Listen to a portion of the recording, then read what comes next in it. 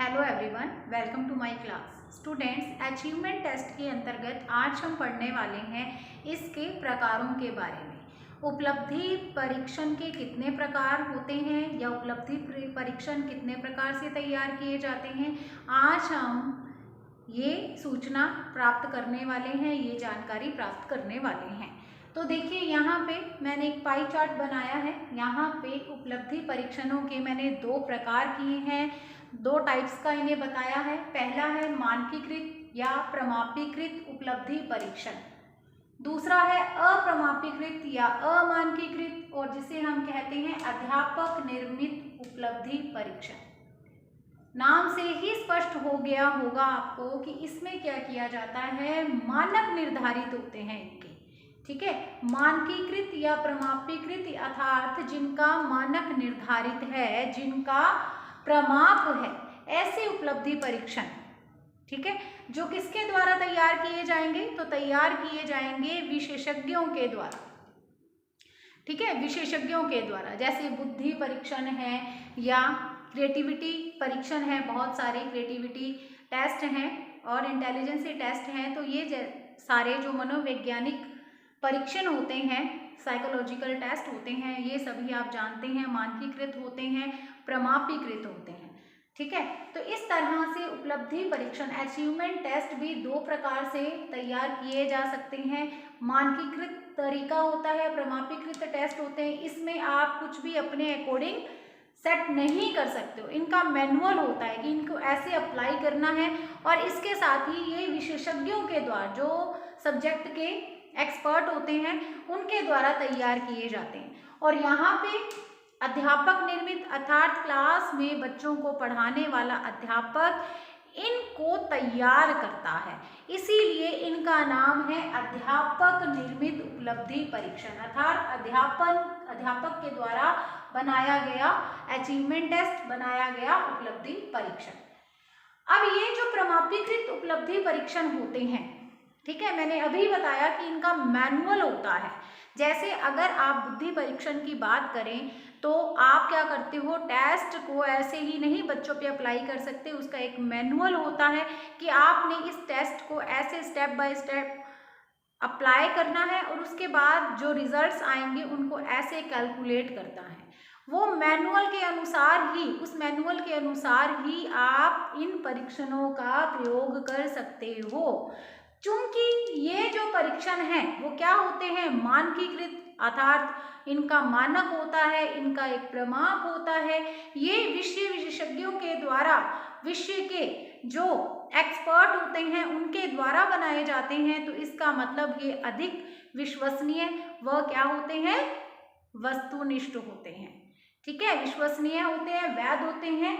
ठीक है, और इसमें क्या होता है, इसमें अध्यापक की खुद की जो इच्छा है वो आड़े आ जाती है। अब ये टेस्ट बनाने लगेगा अध्यापक, तो यहाँ पे क्या होगा कि वो अपनी मर्जी के अनुसार यहाँ पे परीक्षण तैयार करेगा, और फिर जो निष्कर्ष तैयार किया जाएगा, कंक्लूजन तैयार किया जाएगा परीक्षण को अप्लाई करने के बाद, वो भी अपनी मर्जी से ही करेगा। तो ये कम वस्तुनिष्ठ होंगे या वस्तुनिष्ठ ये होंगे ही नहीं। ठीक है, वैधता, विश्वसनीयता या वस्तुनिष्ठता की बात की जाए तो ये गुण इनमें होंगे, इनमें नहीं।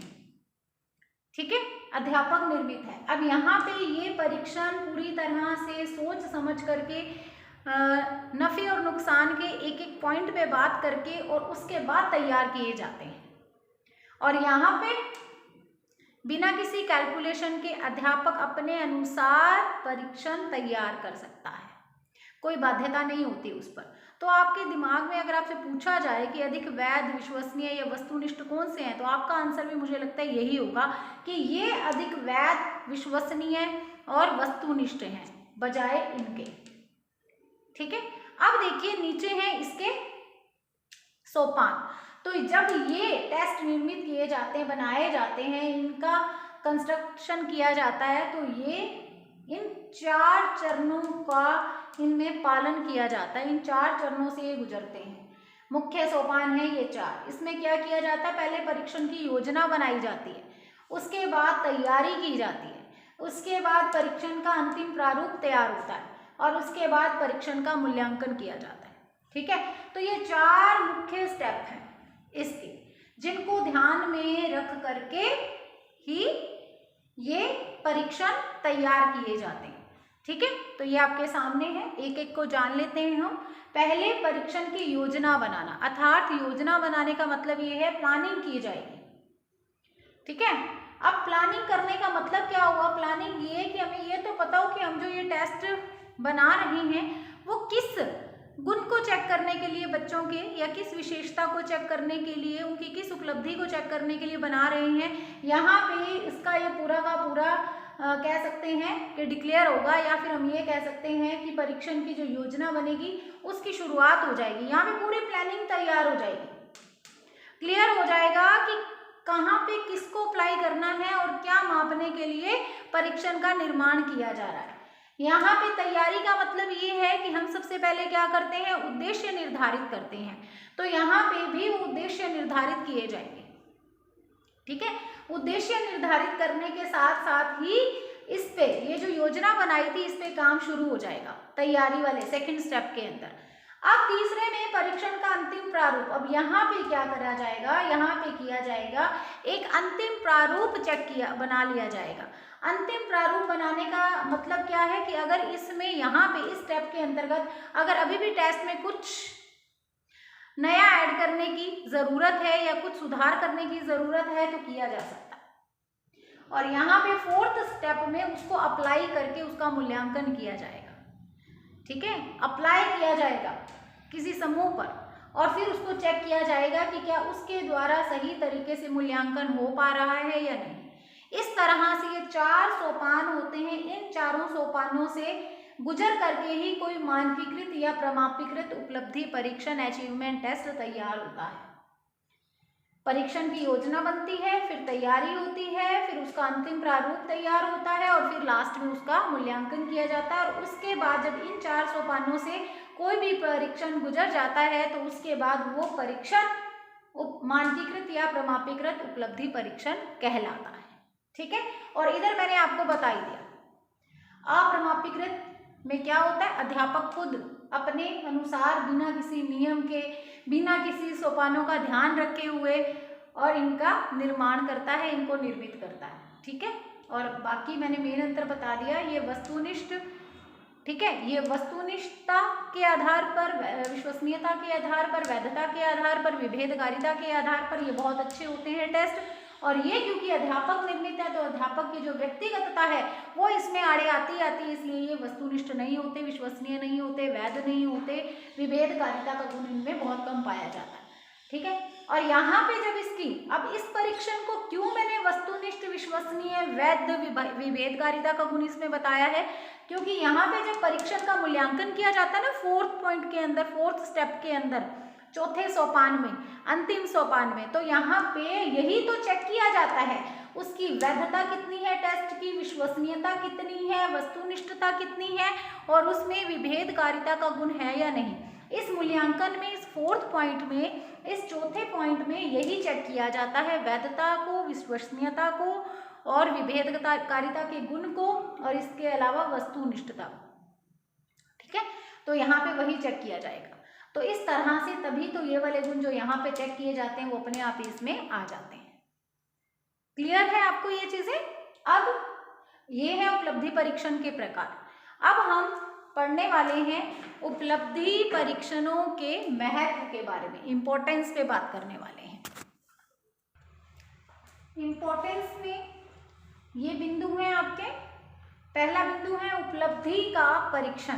तो देखिए नाम ही परीक्षण का उपलब्धि परीक्षण, तो किसकी जांच करता है ये परीक्षण? उपलब्धि की, बच्चे की अचीवमेंट का पता चल जाता है कि बच्चा कितना सीख चुका है, उसने कितना अधिगम किया है, उसके व्यवहार में कितना परिवर्तन आया है।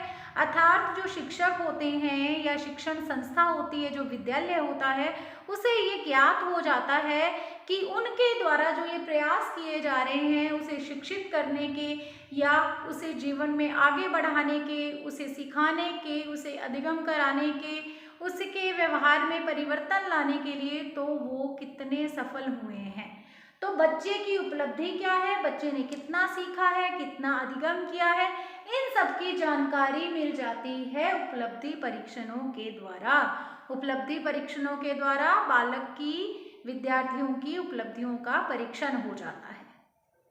अध्ययन के लिए प्रेरित करना, तो ये उपलब्धि परीक्षण क्या करते हैं, बालकों को, विद्यार्थियों को और अच्छा अध्ययन करने के लिए प्रेरित करते हैं।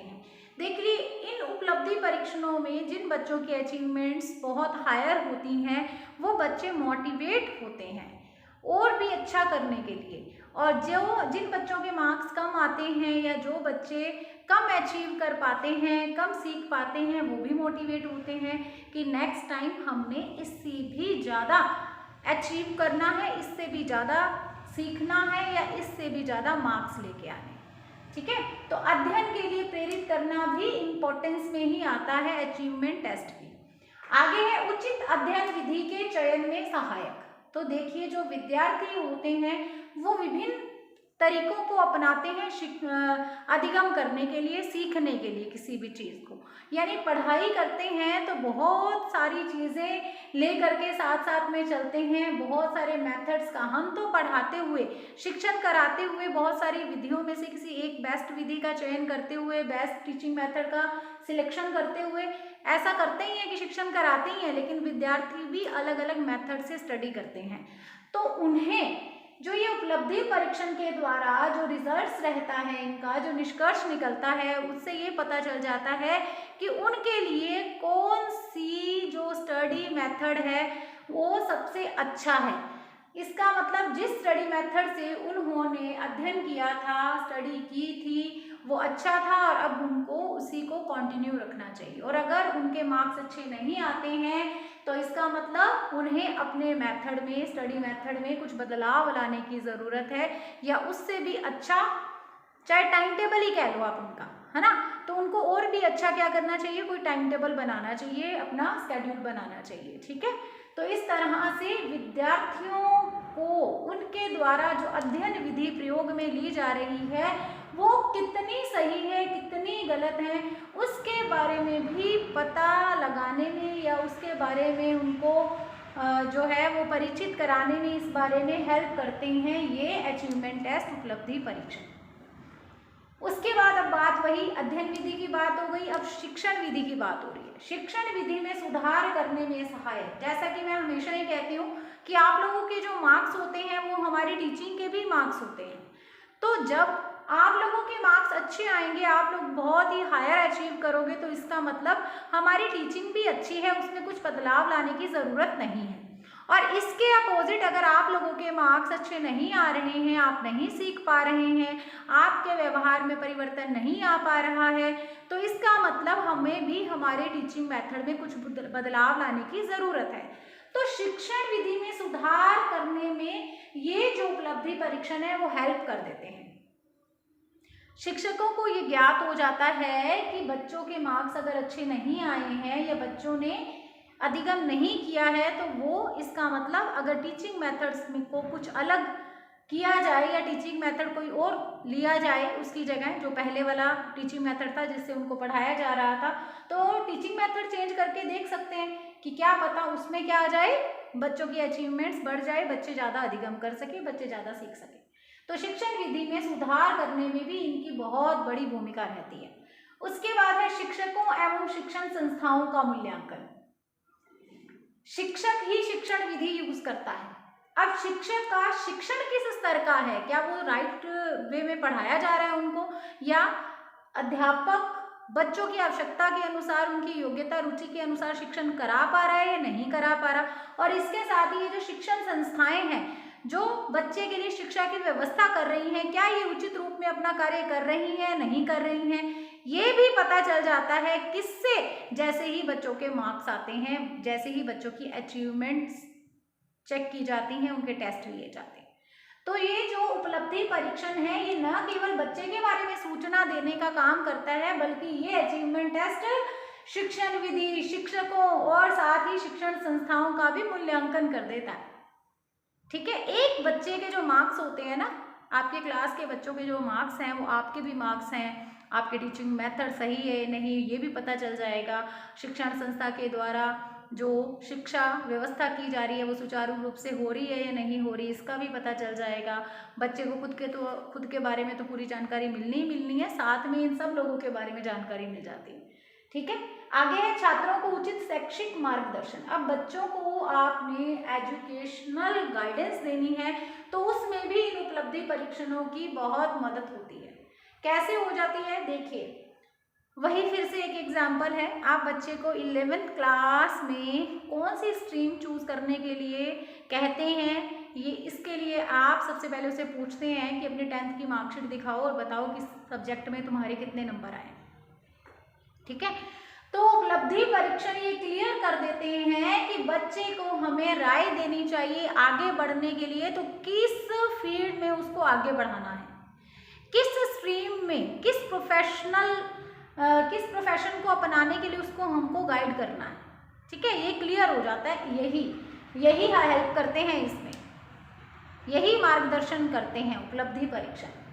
उसके बाद है चयन, प्रवेश तथा पदोन्नति में सहायक।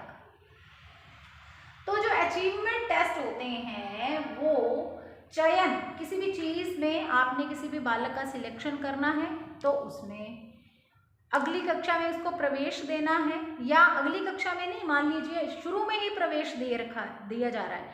जो स्टार्टिंग में टेस्ट होते हैं, एडमिशन टेस्ट लिए जाते हैं, बच्चे को एडमिशन देने से पहले जो उसकी जो सूचना है, उसका जो ज्ञान है, उसको चेक किया जाता है। तो प्रवेश परीक्षा जिसको हम कहते हैं एंट्रेंस टेस्ट कहते हैं, तो ये सारी की सारी इसमें ही आती है, उपलब्धि परीक्षणों में ही होती हैं। ठीक है, चयन परीक्षा, प्रवेश परीक्षा और प्रमोशन के लिए ये उपलब्धि परीक्षण बहुत ही महत्वपूर्ण है, बहुत अच्छी भूमिका निभाते हैं। इनका बहुत महत्व है, इम्पोर्टेंस है चयन, प्रवेश तथा पदोन्नति में। ठीक है, प्रवेश देना है या नहीं देना है तो ये परीक्षण लिए जाते हैं या इनको अप्लाई किया जाता है, सिलेक्शन में किए जाते हैं, प्रमोशन में इनका प्रयोग किया जाता है। ठीक है, आगे देखिए, संस्थाओं को मान्यता देने में सहायक। अब जो ये संस्थाओं को, विभिन्न शिक्षण संस्थाओं को मान्यता मिलती है तो उसके लिए कुछ मापदंड होते हैं। उन मापदंडों पर वो संस्था खरी उतरती है या नहीं उतरती है, इन बातों को देख करके ही उस शिक्षण संस्था को मान्यता दी जाती है। तो ये जो मापदंड होते हैं, ये जो नॉर्म्स होते हैं, उनमें एक ये भी होता है कि उस संस्था का जो परिणाम है वो कैसा है। देखिए, अगर परिणाम बहुत अच्छा आ रहा है, बच्चों की अचीवमेंट्स बहुत अच्छी हैं, उपलब्धि परीक्षणों में बच्चों के बहुत अच्छे मार्क्स आए हुए हैं, तो इसका मतलब वो शिक्षण संस्था बहुत अच्छी है। उस शिक्षण संस्था में जो टीचर्स हैं वो पूरी तरह से पारंगत हैं, वो टीचर्स बहुत ही अच्छी शिक्षण विधियों के माध्यम से, बहुत ही अच्छे टीचिंग मेथड्स के माध्यम से शिक्षण कराते हैं, और बच्चे भी बहुत अच्छी अध्ययन विधियों का प्रयोग करते हैं, जिसके चलते हुए बच्चों के अचीवमेंट टेस्ट में बहुत अच्छे मार्क्स आए हैं, उनकी परफॉर्मेंस बहुत अच्छी रही है। तो ऐसी शिक्षण संस्थाओं को तो फिर इसका मतलब बढ़ावा देना चाहिए। ऐसी शिक्षण संस्थाएं तो अपने मापदंडों पर, या किसी भी संस्था को जो मान्यता है मिलने के लिए जो मापदंड होते हैं उस पर पूरी तरह से खरी उतरती है, तो इस आधार पर उस संस्था को मान्यता मिलनी ही चाहिए। तो इस तरह से ये जो उपलब्धि परीक्षण है, अचीवमेंट टेस्ट हैं, वो हेल्प करते हैं, वो मदद करते हैं किसी भी संस्था को मान्यता प्रदान कराने में। ठीक है, चलिए नेक्स्ट है वर्ग निर्धारण तथा कक्षा पदोन्नति में सहायक। वर्ग निर्धारण मतलब सेक्शन डिसाइड करना। अब ये सेक्शन वैसे भी डिसाइड हो सकता है। बच्चे की क्या होता है कि जब ये परीक्षण लिए जाते हैं, ये अचीवमेंट टेस्ट हैं, वो बच्चे की क्या योग्यता है, क्या क्षमता है, क्या उसकी स्पेशलाइजेशन है, या फिर हम ये कह सकते हैं कि उसकी इंटेलिजेंसी कितनी है, उसकी आवश्यकता क्या है, ये सब चीज़ें हमें क्लियर कर देते हैं। जब ये सब चीज़ें हमें क्लियर कर देती हैं तो इस आधार पर हमें बच्चे की कैटेगरी पता चल जाती है।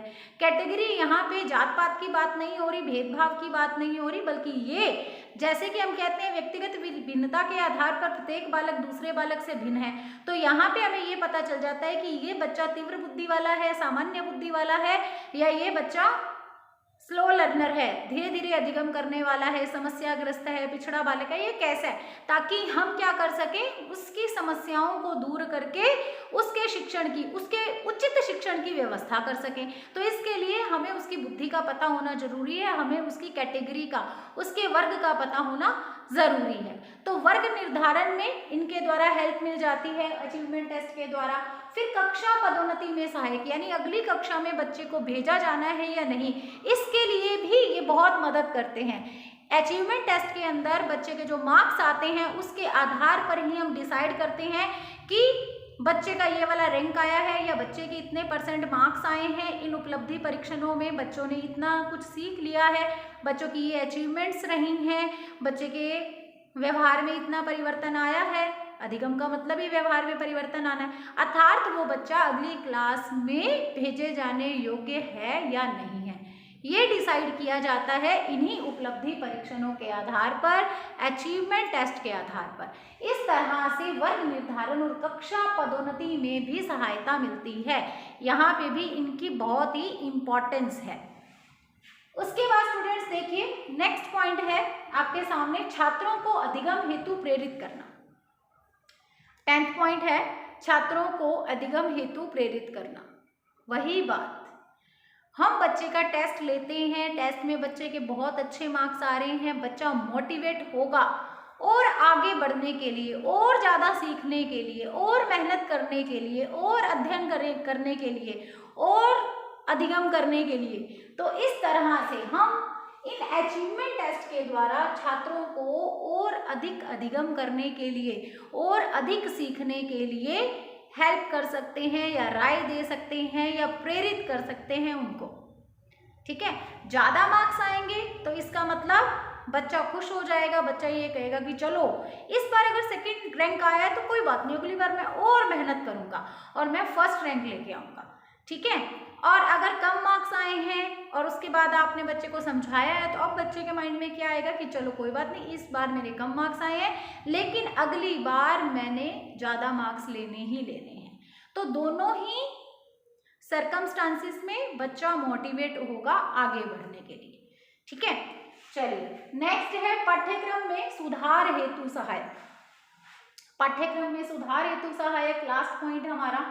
तो उपलब्धि परीक्षण किस तरह से पाठ्यक्रम में सुधार लाने में सहायक होते हैं, तो जिस तरह से पाठ्यक्रम को कराने के लिए हम बहुत सारे मेथड्स का प्रयोग करते हैं, सभी शिक्षक बहुत सारे मेथड्स में से किसी एक बेस्ट वन मेथड का चयन करके और उसके द्वारा अपने विद्यार्थियों को पढ़ाने की व्यवस्था करते हैं, तो यहाँ पे पाठ्यक्रम में भी इसके द्वारा सुधार लाया जा सकता है। ठीक है, जो भी हमारा पाठ्यक्रम है उसमें कुछ चेंज लाने की आवश्यकता है या फिर एज इट इज ही उसे चलाया जाना चाहिए, ये भी हमें पता चल जाता है बच्चों के अचीवमेंट टेस्ट लेने पर।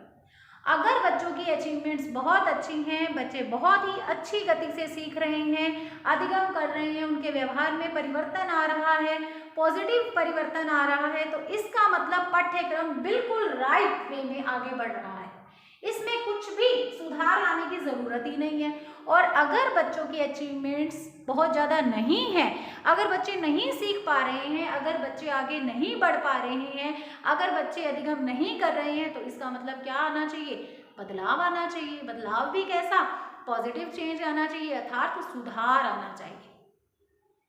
ठीक है, तो इस तरह से पाठ्यक्रम में सुधार में भी ये बहुत हेल्प करते हैं अचीवमेंट टेस्ट।